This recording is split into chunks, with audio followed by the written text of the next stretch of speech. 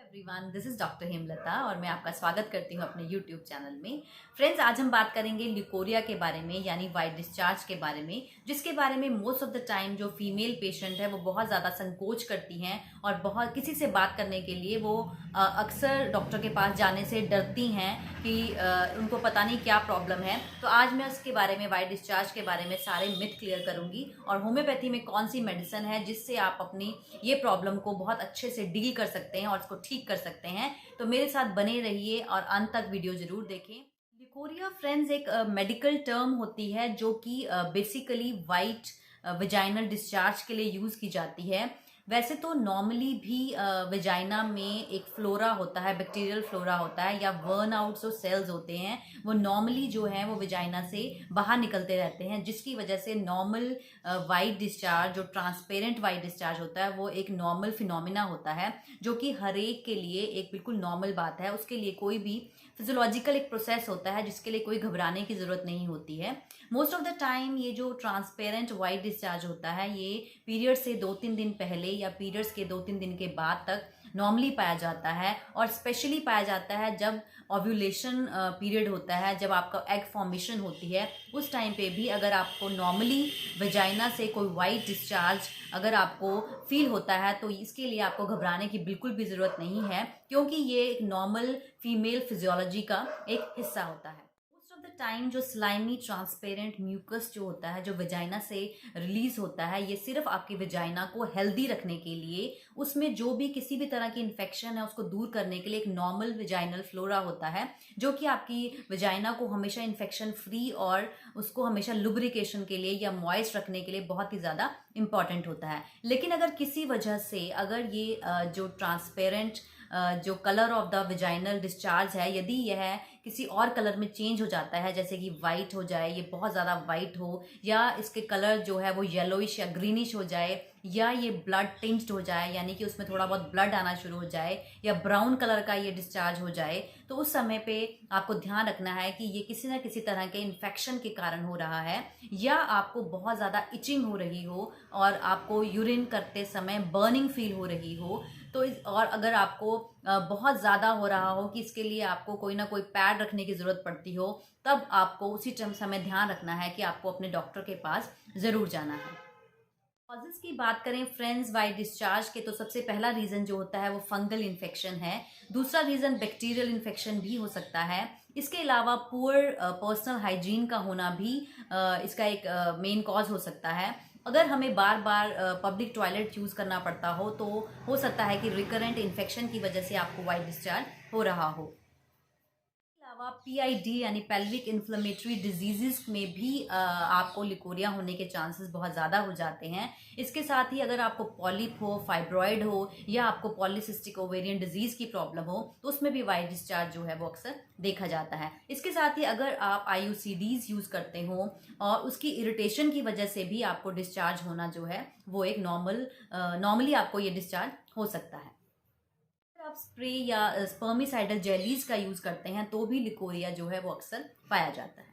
Leucorrhoea के symptoms की बात करें फ्रेंड्स, तो बहुत ज़्यादा इरिटेशन का होना, बहुत ज़्यादा वाइट डिस्चार्ज का होना, और जिसका कलर जैसे कि मैंने बताया अकॉर्डिंग टू द सिम्टम, जैसे अगर फंगल इन्फेक्शन हो तो ये जो डिस्चार्ज है वो आपका ग्रीनिश और येलोइश भी हो सकता है। अगर बैक्टीरियल इन्फेक्शन हो तो इसका डिस्चार्ज जो है वो आपका चीज़ी या बहुत ज़्यादा थिक जो डिस्चार्ज होता है वो भी हो सकता है। और इसके साथ ही जो मेन सिम्टम है वो है बहुत ज़्यादा इचिंग होना या यूरिन पास करते समय आपको बर्निंग होना। इसके साथ ही कई फीमेल में लोअर बैक एक का होना, बहुत ज़्यादा टांगों में और शरीर में बहुत ज़्यादा थकान का होना, बहुत ज़्यादा शरीर में दर्द का होना, और एक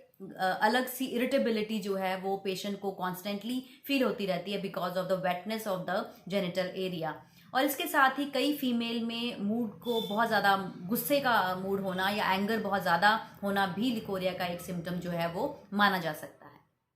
इसके साथ ही अनयूजुअल स्मेल का होना जो है वाइट डिस्चार्ज में बिकॉज ऑफ इन्फेक्शन, बहुत ज़्यादा स्मेल आना, और इसके साथ ही अगर बहुत ज़्यादा अर्जिंग टू यूरिनेट, लाइक बहुत बार बार यूरिन का पास होना, बार बार यूरिनेशन के लिए जाना भी वाइट डिस्चार्ज का एक सिम्टम हो सकता है। प्रिवेंशन की बात करें फ्रेंड्स, तो हमें बहुत ज़्यादा पर्सनल हाइजीन का ध्यान रखना चाहिए। हमें अंडरगारमेंट्स डालने के समय हमें बहुत ज़्यादा ध्यान रखना है कि कॉटन के अंडरगारमेंट्स ही हम यूज़ करें। और पब्लिक टॉयलेट का अगर हमें यूज़ करना पड़े तो हमें हमेशा एक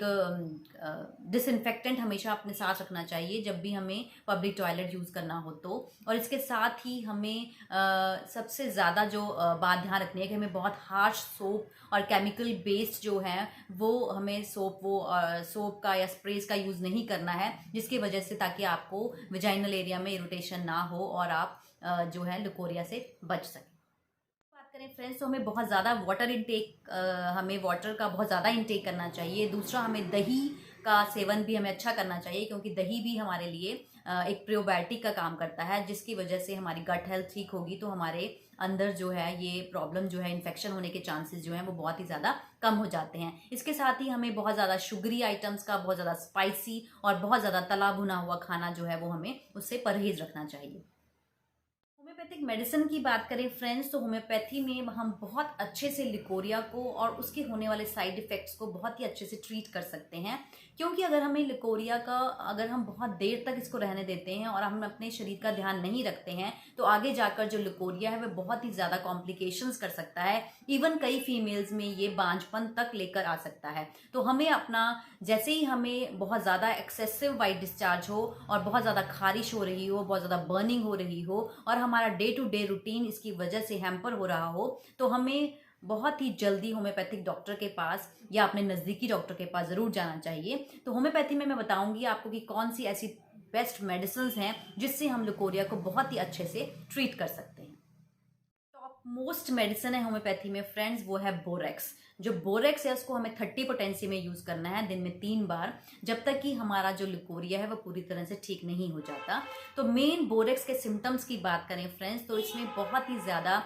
वाइट डिस्चार्ज होता है, वो इतना थिक होता है जैसे वाइट ऑफ एन एग की तरह। और इसमें पेशेंट को जो डिस्चार्ज है वो इतना ज़्यादा एक्रिड होता है, इतना जलन करता है कि उसको वजाइनल एरिया में बहुत ही ज़्यादा स्वेलिंग आ जाती है, उसको बहुत ज़्यादा बर्निंग होती है, उसको बहुत ही ज़्यादा खारिश होनी शुरू हो जाती है और उसको लगता है जैसे कि वार्म वाटर, किसी ने गरम गरम पानी जो है वो उसको लगता है कि अब उसको वजाइनल एरिया से बहुत गर्म पानी निकल रहा है, जिसकी वजह से उसको बहुत ही ज़्यादा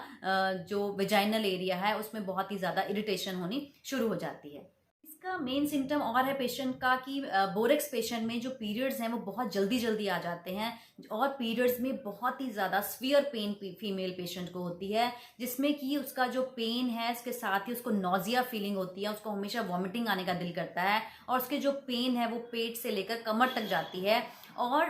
जो इसमें डिस्चार्ज की वजह से अगर फीमेल पेशेंट जो है वो स्टरलिटी हो गई हो, उसमें उसके बच्चे ना हो रहे हो, प्रेगनेंसी ना ठहर रही हो, तो फ्रेंड जो बोरेक्स है वो स्टरलिटी के लिए due to white discharge, because जो वाइट डिस्चार्ज है वो बहुत ज़्यादा करोडिंग है, बहुत ज़्यादा एक्रिड है, तो बोरेक्स जो है वो वंडरफुल काम करती है। मैंने खुद अपने पेशेंट्स को ये मेडिसिन दी है और इसके रिजल्ट्स जो हैं फ्रेंड्स वो बहुत ही अच्छे आते हैं। मेडिसिन है फ्रेंड्स हमारी होम्योपैथी की, वो सेकंड मेडिसिन है क्लिकेरिया काब। क्लिकेरिया काब भी बहुत ही इफेक्टिव मेडिसिन है लिकोरिया के लिए, स्पेशली उन फीमेल्स में जो फैट, फेयर और फ्लैबी होती हैं, जो कि थोड़ी सी